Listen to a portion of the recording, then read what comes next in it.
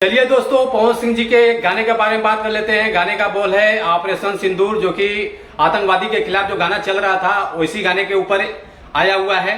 तो आप लोग वीडियो में बने रहिए, शुरू से लेकर आखिरी तक आप लोग वीडियो को पूरा देखिए, तभी कुछ समझ पाएंगे। चलिए वीडियो को शुरू करते हैं। आज हम जिस गाने के बारे में आप लोगों से बात कर रहे हैं, फाइनली ये गाना रिलीज हो चुका है। वो आगे बात करेंगे किस चैनल से रिलीज हुआ है, पहले गाने के बारे में बात कर लेते हैं। गाने का बोल है ऑपरेशन सिंदूर, जो कि ये गाना बहुत खतरनाक गाना रिलीज हुआ है पवन सिंह जी का। और इस गाने को लिखे हैं छोटू यादव जी लिखे हैं, और म्यूजिक है सरगम आकाश जी का, जो कि बहुत कमाल का इन्होंने म्यूजिक दिया है।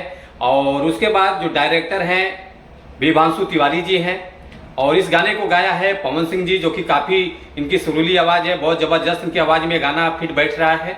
और ये गाना आप लोगों को सुनने को मिलेगा पवन सिंह ऑफिशियल चैनल से। गाना रिलीज हो चुका है, जो कि काफी अच्छा रिस्पांस मिल रहा है गाने का।